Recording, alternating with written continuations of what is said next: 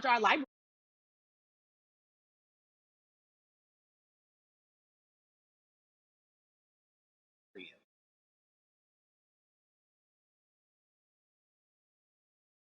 systems that's set up. And we've normalized, okay, maybe your job will give you a half day, or maybe, you'll be able to get this luxury. It shouldn't be a luxury. It should be built into the system. It should be built into the fabric of how we vote. But maybe you'll be able to get this luxury in order to enable you to go vote. Think about everything disenfranchised, marginalized Black person has to endure in a day. So in a day, you need to get to work. If something happens to your car, if something happens to your child care, if something happens to, there's so many factors along the way that can send you into a tailspin as an American. And then you add on as a person of color. If you're just trying to get to vote and you already have to go through all of these hurdles and hoops in your everyday life, imagine the one day when your voice really is supposed to matter the most in this country. But then you also see all the times that you tried to have your voice matter, and then it's been shut down, repressed, told it doesn't matter. And then you're kind of like, what's the point? How do we keep hope though? If I'm watching this right now, how do we as a people stay hopeful? How do we believe in the promise that these quote unquote forefathers have given us? Because have you met Black people? By default, like hope is infused in our DNA. Like, you know what I'm saying? Like, like if we haven't been broken now through, be it through slavery, through capitalism, give it to me, through give it to me, colonization, through segregation, right. through, I mean, listen, the history of Black people in this country is, at one point we were 3/5 people. Mm-hmm. That was a written law. And look at us now. We are whole. We are Black girl magic. We are Black boy joy. We are, you know what I'm saying? What I think about in terms of giving us hope, right? We're making a lot of people nervous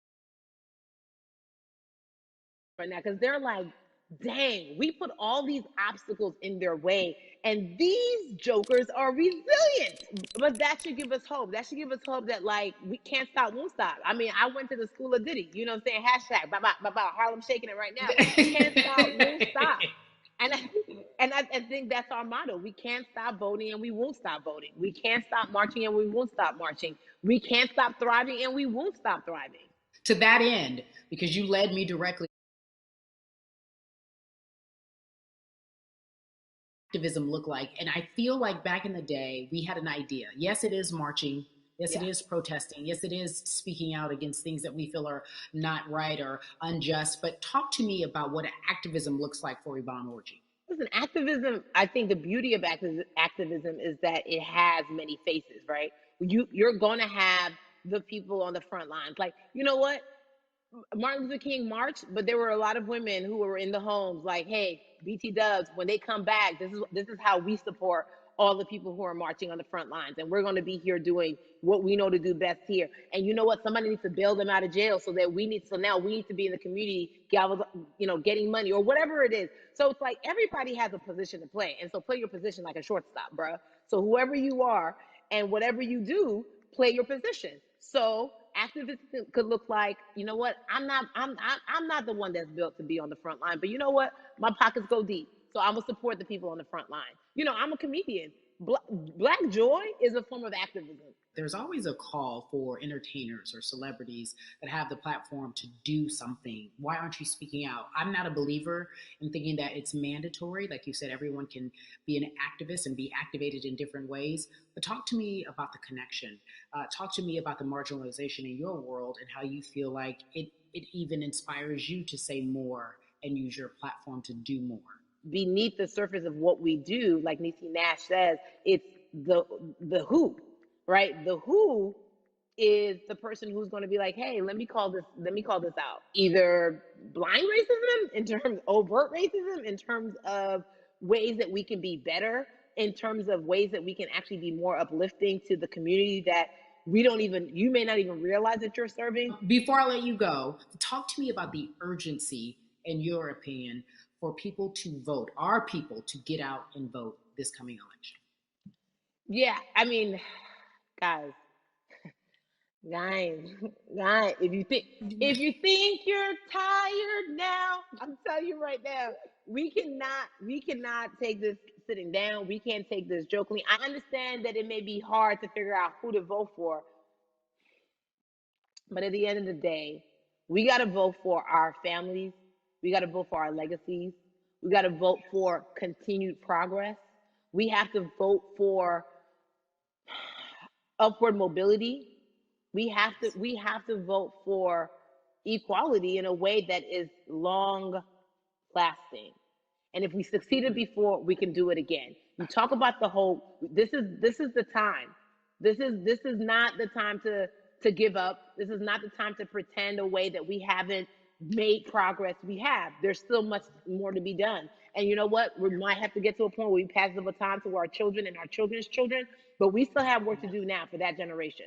Von Orgy, you are everything. You are Molly, but you are not Molly. But I love you so much as Molly on HBO's Insecure. You are an amazing podcaster, Jesus and Joloff.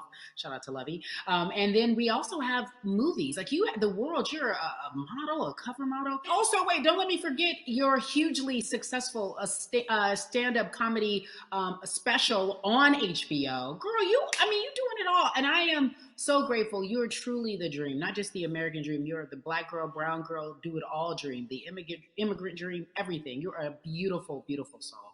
I really, really mean that from the bottom of my heart. Yvonne Orji, ladies and gentlemen, nothing but the best and excellence personified. Thank you so much, my friend. I love you so much, Mama. Mwah.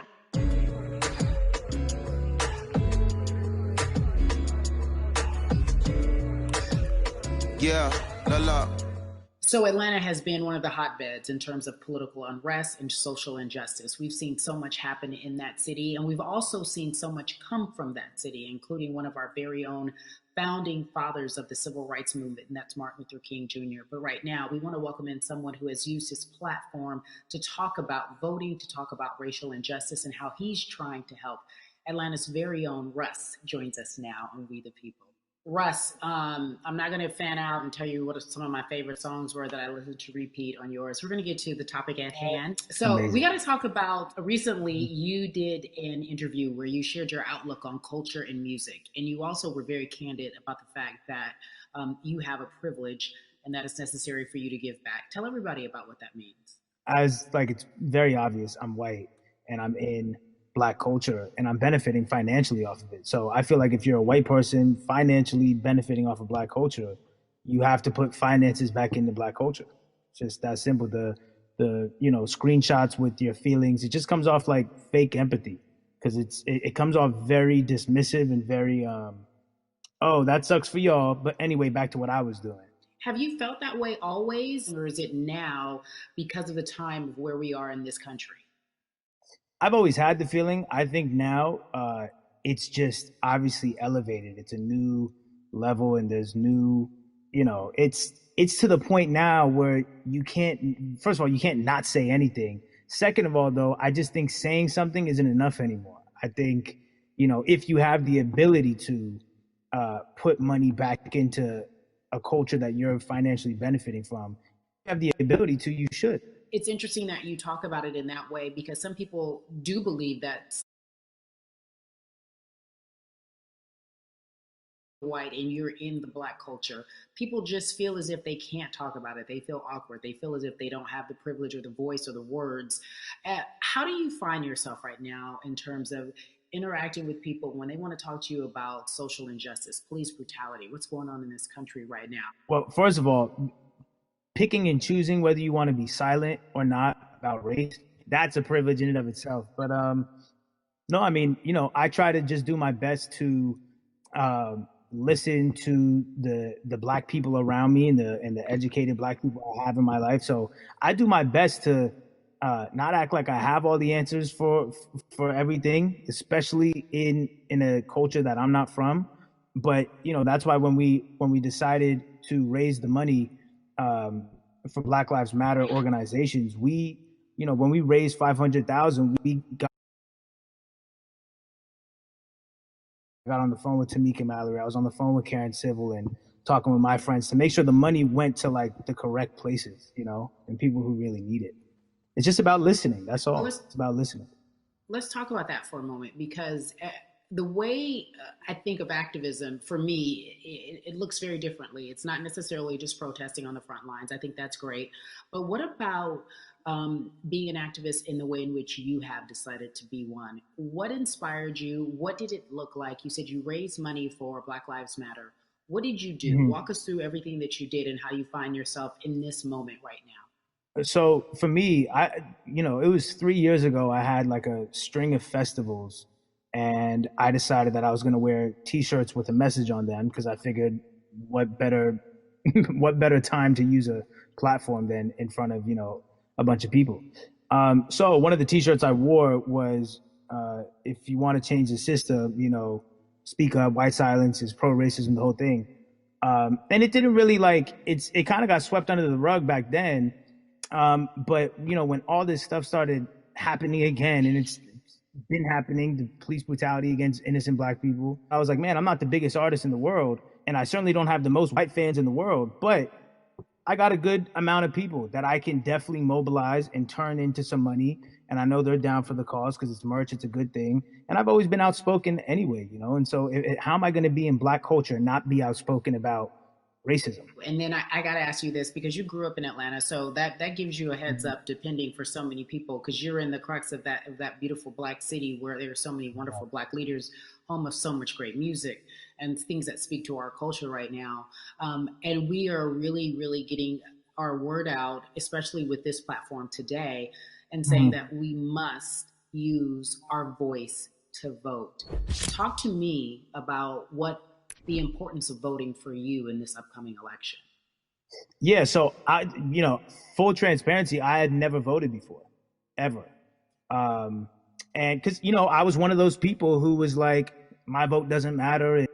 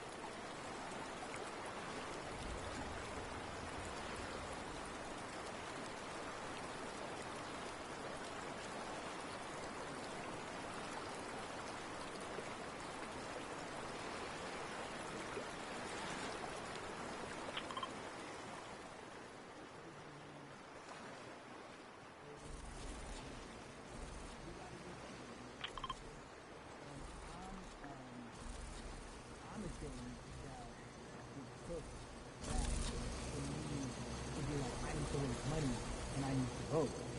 It's a shame, and I don't know. I guess it snapped a bunch of people out of it. And even if you were vocal and whatnot, it's time to actually put your money where your mouth is. It's time to go vote.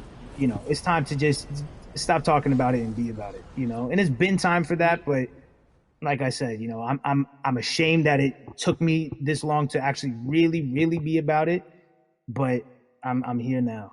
So Russ, we all know that this is going to be your first time voting. Tell me what that experience is going to be like for you in terms of what you're excited about. I think what it's going to do for me. It's going to let me know that I'm contributing to something bigger than myself, and I'm actually putting my money where my mouth is, and I'm being about it. Because for so long, and I know I'm not alone with this, but standing on the outside and just screaming about this and that and this should change and it's like, all right, but did you vote?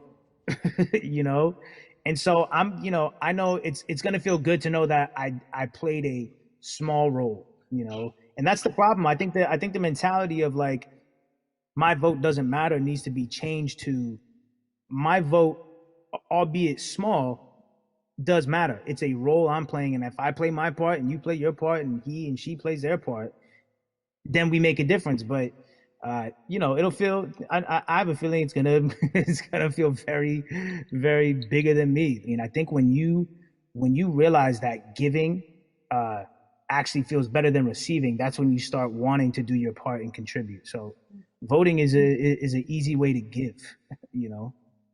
Yeah. To whom much is given, much is required, and you have been given a huge platform, and we are so grateful for you, Russ. Philanthropist, artist, community activist, first-time voter. We appreciate you for doing this, okay? Thank you. I appreciate y'all.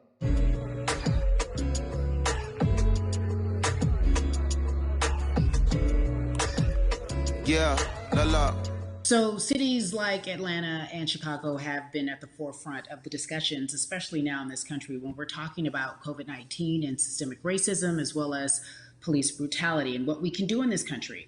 Again, we're continuing our conversation, letting you know that your voice is your vote and your vote is your voice. We can change where we are in this country. Currently, I'd like to welcome in Chicago Cubs right fielder Jason Hayward. I appreciate you. I brought in Atlanta and Chicago because I know you grew up in the metropolitan area of Atlanta, more specifically McDonough, let's be technical. And you have been very vocal throughout this entire time in terms of what our country's been experiencing. Let's look at the past month and a half, if you will. What has been the hardest thing for you to deal with? The hardest thing for me to deal with, Carrie, this last month has just been going from the virus shutting everything down to us being called to action. We've had multiple police brutality situations. We've had people protesting, wanting to get the message out. But I really realized that I need to be a part of the positive message and make sure that doesn't get lost in all the chaos going on, for people to actually hear from a reasonable, respectable person who cares about everyone involved. A reasonable, respectable person who cares about everyone involved, which leads us. It is a beautiful collective of Black athletes and artists. You are a part of that. Talk to me about why that's important for you right now and this be a part of that collective. To me personally, it's important to be a part of that because I've somewhat used baseball and my craft as an excuse to not get more involved in voting.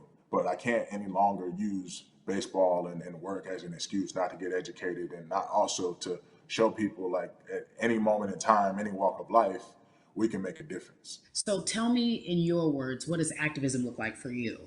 In my words, it looks like LeBron James, the biggest athlete right now on the planet, speaking up and breaking the ice for everyone.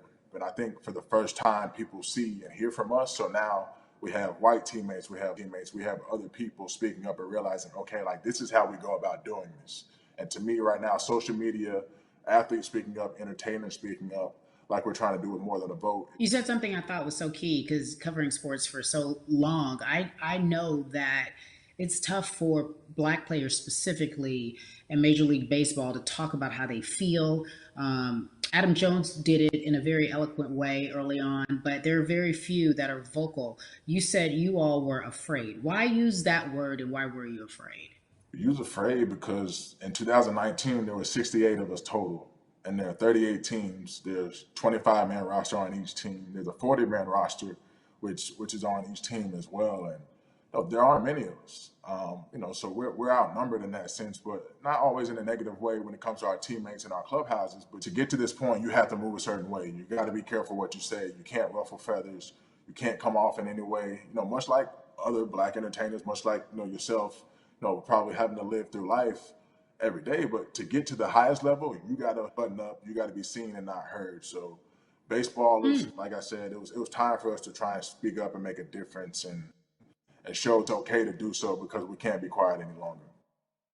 That is a button up, be quiet, be seen but not heard. That is an expression that a lot of Black folks can relate to in whatever aspect of professionalism that they experience, especially if they don't work for themselves. They just feel that. That is also a socialization that we have as Black folks, well, especially, like you said, if you want to get to the higher level. And for so long, I felt it bubbling right underneath the surface that so many of us who were in whatever positions we were, who had platforms, were tired of pretending and looking the other way and spending so much time making others comfortable while we were uncomfortable. Do you feel that this is the type of movement that is sustainable, or is it just for a time? No, it takes everyone joining in on the conversation. And right now, I feel like more than ever, there is little things as possible to distract from bigger issues. And we saw on draft day, we saw our president, Theo Epstein, holding up the sign saying Black Lives Matter and wanting to include the rest of MLB in that. But now we're having those conversations as well. So I definitely think this is sustainable. And it's not always just going to be the popular thing to do. You know, this is something that people want to get right because they know we care. Jason, you said you think it's sustainable, that what you're seeing, especially with your colleagues in baseball, that this can be something where you're feeling more comfortable, feeling more safe to share how you feel about social injustice and police brutality. What are you doing right now in this moment with your platform to help change how we look at voting and how to educate the culture and the community about voting? Well, first, what I'm doing, Carrie, is joining up with More Than a Vote and joining up with other athletes and entertainers to get that message out and use our platform in that sense as a group. And try to create a brand with this to make it something that's not just about the election coming, make sure that it's about people getting educated for years to come and figure out where to vote and how to vote. We've got people in different areas that cover different demographics and influence different areas of people. And as a baseball player, as a Black baseball player, I feel like now, like we talked about, is finding the time to show people that you can use your voice in this profession. You don't have to be afraid. And to me, that can help help a kid growing up. He can see me, he can see other guys that were in the video we posted saying, hey, this is what they're standing for. They're speaking up for these things, and it's okay to want to play baseball. It's not lame. It's not something I have to be as afraid of as I was before. So I feel like that's my role in this. I have a younger brother as well. He's 24. He also plays baseball. So I've got to lead by example. I can't just always, come up with a good answer that sounds good on TV when I get asked a question on, what do we need to do to make changes. I'm joining up here to make sure that I take action and get educated myself. For one, so many people, I feel like in Atlanta, they're on the move. Or when you want to try to make a vote and try and cast your vote, you have to do it by mail. You have to sign up for the absentee ballot. Then you have to get another ballot in return. They have to send it back to you. Well, for me personally, they didn't send that back until it was too late, right? We didn't get it in the mail to the address that's an Atlanta address at my parents' house. We didn't get that in the mail until it was too late. And then from other friends and family that are still in Georgia right now, I just hear about them being held in lines too long and trying to get off work. And we know how it is for any family, but let alone a Black family in a city or in the suburbs trying to take care of their family and trying to provide for them. You try to get off work, and then you're like, wait a minute, you start looking at the clock. It's like, oh, this is not going to happen today, right? And so I saw, Mayor Keisha Bottoms, reach out via social media to people and say, hey, I'm going to address these issues right now. I need y'all to stay in line to cast your votes. Keep hanging in there. So to me in Georgia, that's what that looks like. Well, it's interesting that you even bring that up because there have been all these images specifically from Georgia, because that's such a battleground, where you see people, especially when it came to the primaries, doing whatever it takes.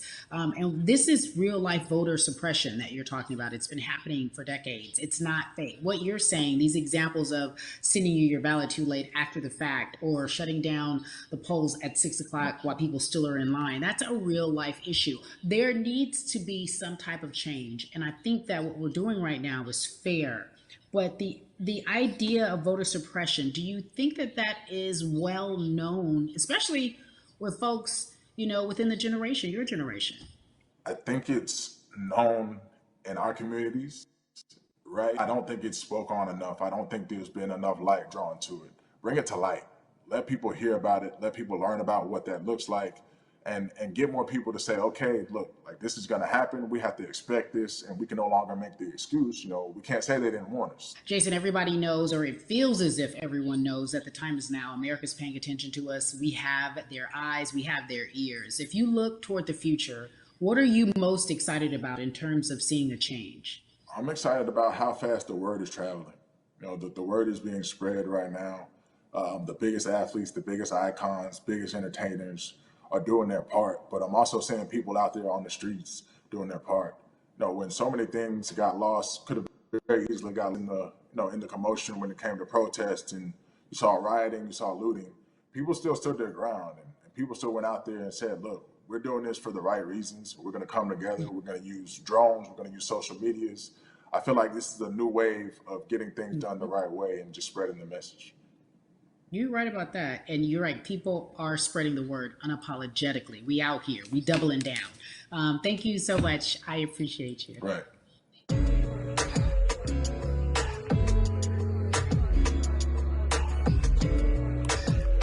Yeah, la la.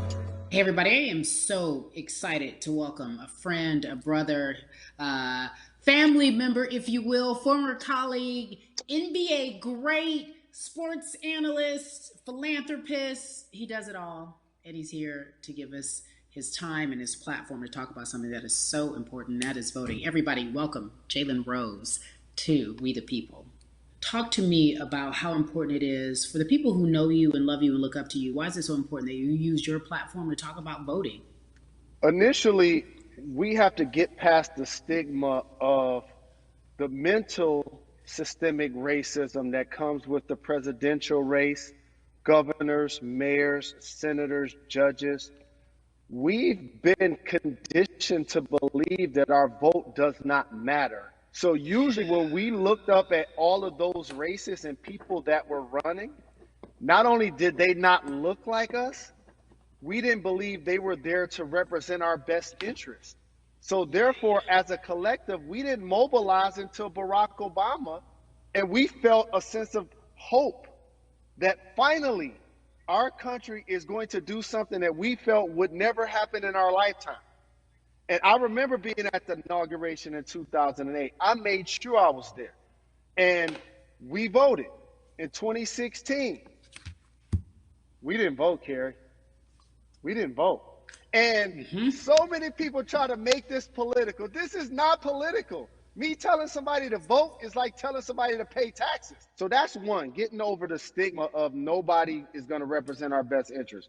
And then number two, the reality is that the person that gets the most votes doesn't necessarily win the presidency. That's uncomfortable right there, because that's actually what took place in 2016. The Electoral College chose the president.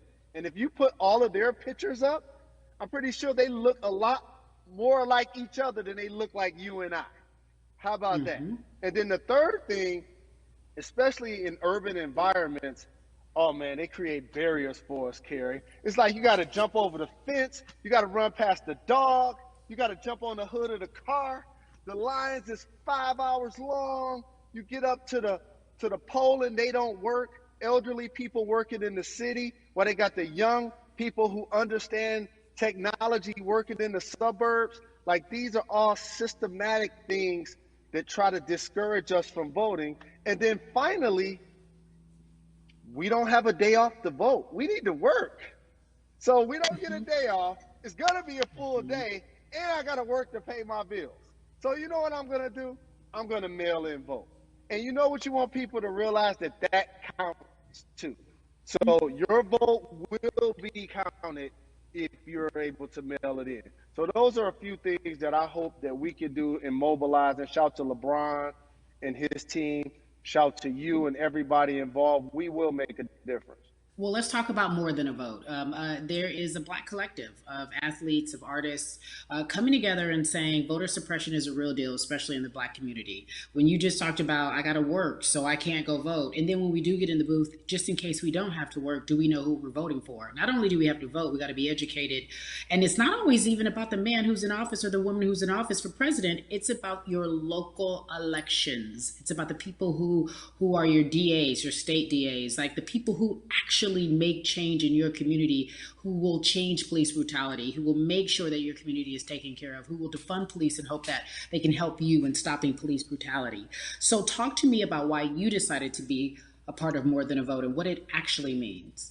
Well, it means a lot to be involved with such an impressive collective, as you mentioned. And I said this multiple times, and I know it can be uncomfortable when I say it, but a lot of times we have to get to the root of the issue before we find a solution. And the quote was, I wish America loved Black people as much as it loves Black culture. And this collective, by the way, represents in a lot of ways what's encouraging, but also sometimes disappointing about our role as Black people in America. Because we were brought here as labor and to entertain. And we use those vehicles to get paid and move to the suburbs and be the idols of white kids. And so now that we have this collective, I would say sports and entertainment represent the most powerful group of Black men in the United States. I'm talking about money, power, celebrity, the ability to mobilize, community involvement, their leadership, their intellect. And so to have all of us pull it in the same direction at the same time for anything that we're passionate about is going to be a difference maker, but it's definitely going to be a difference maker in the 2020 vote, because we're going to make sure we inform everybody that they can let their voice be heard, and failure is not an option.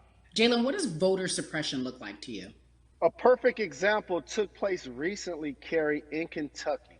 It was 6 p.m. at night, and so many people were standing in line enthusiastic to vote. And you know what they did? Locked the doors. And you know what the people did? They continued to bang on the doors, continued to bang on the windows. They continued to let it be known they were not going to leave the premises until they got a chance to vote. And you know what ended up happening? They opened those doors and allowed those people to vote. So do not be discouraged. These barriers show you that it matters, and we're here to help you break through them. The same thing with our platforms and voices, Carrie, because you know what's going to happen. At some point, Breonna Taylor is not going to be trending anymore. People are not going to be protesting anymore. But it's still up to us to keep making sure that our voices get heard, and this is one way to do so. Right, and that is a form of being activated, being an activist. It doesn't have to be protesting. It doesn't have to look like what you think traditionally activism looks like. It's voting. It's that simple. We now have to understand, like, this is a critical mass moment for this movement to continue to hold up as much steam for as long as possible. And that's what this collection is going to hopefully allow for that situation to happen. Jalen, in today's age of technology, it should be easier to vote. No doubt. It's like we call these devices smartphones, but yet I can't vote from it. All of the things that we do in our lives are in our phones. All of these barriers are things that people will need to overcome in order to create a level of enthusiasm to vote. And again, this is not political. It's your right to do so. And there's so many times where you feel like somebody may have gotten done unjustly in your community. Pay attention to who the judges are, who's running for Senate, mayor, governor. Pay attention who's running for president. And let's make sure in 2020 we make a difference. Why is More Than a Vote so important and invaluable in our community right now? Well, because right now, I think we have an opportunity to let our voices be heard louder than ever. Anytime you see the mobilization of white kids holding Black Lives Matter signs, that means there's a breakthrough. Now, what happens with that breakthrough is the next step. You're going to look down in your email, Carrie. You're going to see all of these companies telling you how they're going to work on their diversity, how they're looking themselves in the mirror. They need to make change, just like in sports, right? You look on the field and on the court, all those black players. Further you get up, it's like altitude or a ladder. It gets thinner and thinner. And so a lot of people talk about the system being broken. I hate to remind people that it's not broken. It was built this way. And one of our ways to help change the system is to vote. So that's why more than a vote is so very important, so we can make sure everybody participates and gives themselves an opportunity to let their voice be heard. I think it's interesting because you talked about black men being very powerful in the U.S. if they're athletes and entertainers, because for so long those have been the only avenues traditionally to create wealth. The NBA season comes back.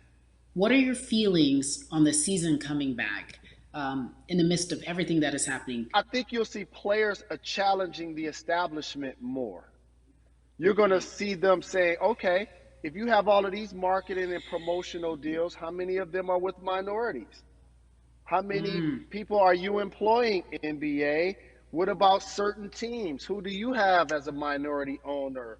Or what about the candidates that you have for positions of power? NBA players have proven as blacks that they are now movers and shakers in the game. They're now the dog, not the tail. So if they decide not to play, some of the biggest social changes and conversations have taken place in sports that weren't during the game. Colin Kaepernick was before the game. The Ali Summit was a press conference. So they could mobilize if they chose to. But when and if you do play, challenge the league. Black Lives Matter on the jerseys. To make sure that every time people are watching the game, they're also seeing the movement happen. Jalen, I appreciate you because you are always entertaining and informative at once. I really, truly am looking forward to the NBA season. Thank you for working with More Than a Vote because your voice, your platform, all of it is needed, my friend. Be safe, okay? Yes, ma'am. I love and appreciate you. One call away always. Thank you. Love you, brother. Love you too. Every conversation that we had today, I hope was helpful for you. I am so grateful. We need to change. Huge shout out to Jalen Rose, Bun B, Jason Hayward, Yvonne Orgy, and Russ. Their words were inspiring, but also important and invaluable. I hope your phone is full with all the information that we've been able to place in front of you. Again, you need to check out these resources because they are so important because we want you to vote. That is your voice. It is important. We, the people, want you to vote. So go to morethanavote.org, fairfight.com, and when we all vote.org. Again, thank you so much for joining us and paying attention because this message, again, is invaluable. I'm Carrie Champion for We the People.